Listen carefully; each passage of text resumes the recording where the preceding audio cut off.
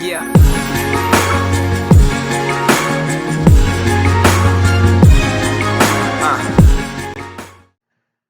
Hello all, welcome back to my channel. So in this particular video, we are going to continue our discussion on the operators in the Python programming language.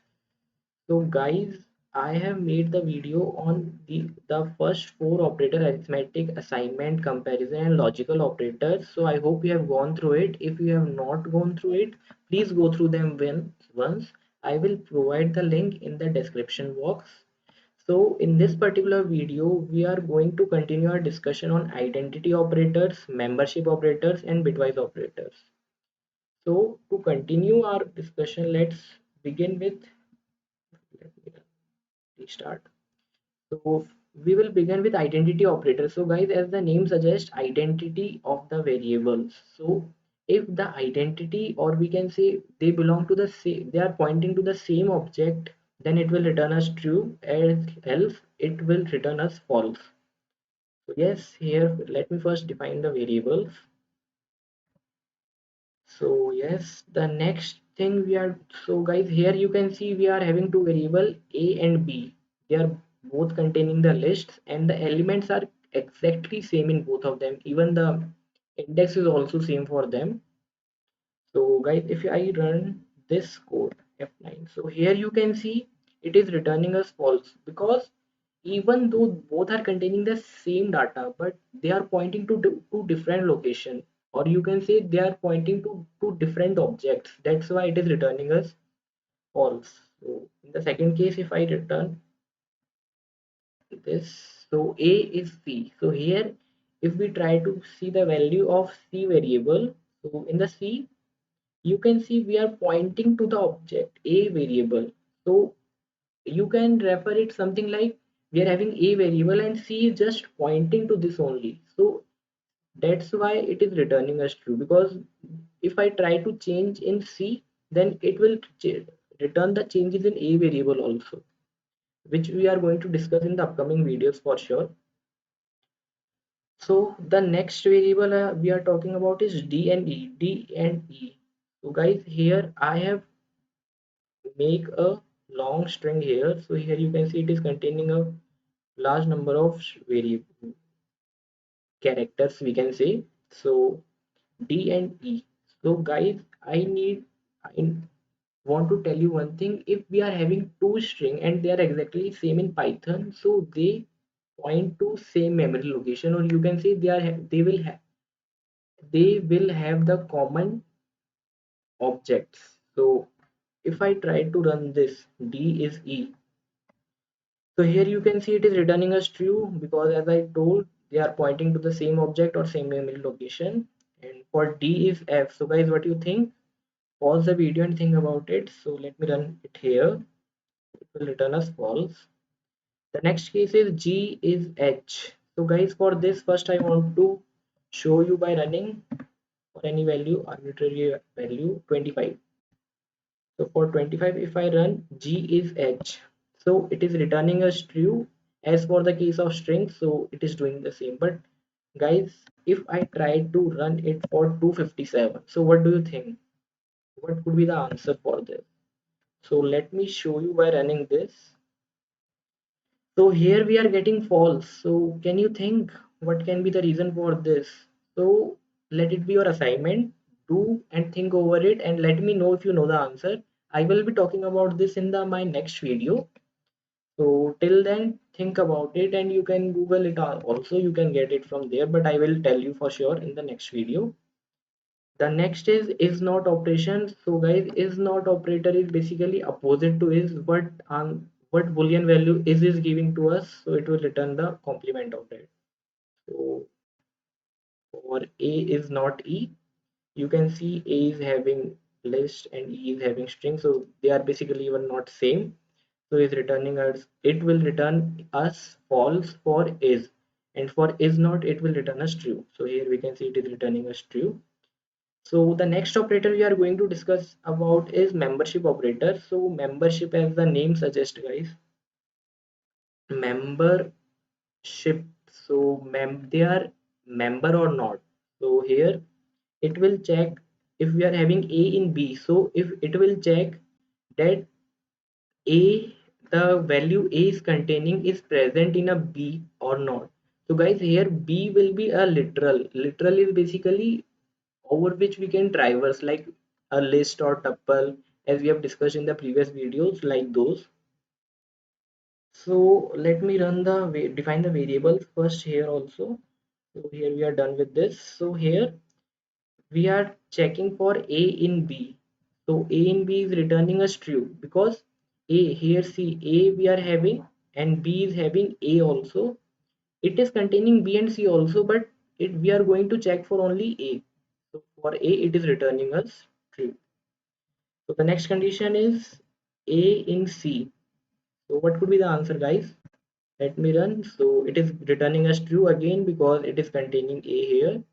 For a in d, so guys, here you can see it is returning us false. So you might be thinking a is present here also, a is present here also. But see guys, Python is case sensitive. So small a and capital A, they are not same here.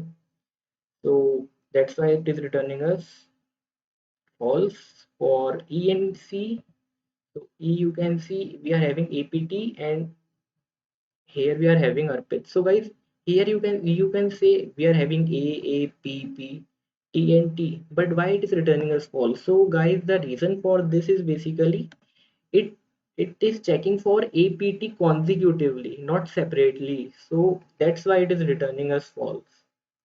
So not in is same case as here is not, so it will return us the complement of the value we are getting from in operator. So E not in C, E in C we were getting false, so not in we are getting true. So guys, this is all about identity operator and membership operator. Now we are going to discuss about the bitwise operator. So as the name suggests here also guys, bitwise means dealing with each and every bit. So here we will be dealing with each and every bit. So let me first tell you about OR operation. So guys, in the OR operation, what we perform is if we are having at least one, we convert in binary digits. So we are having only 0 and 1. So if we are having only one while performing OR operation, then it will return us 1, else it will return us false. For 6, we have the binary value as 0110. For 4, we are having 0100. So for first OR operation, as I have told, if I try to run the code, it is giving us 6. So guys, as I have told, it will give us the decimal value. It will perform the binary operations, but it will return us the decimal value. So here if I perform OR operations for 00, it will return 0. For 10, it will return 1. 11, it will return 1. And for 00, it will return us 0. So it is same as 0110. So the value is 6 as we have seen here.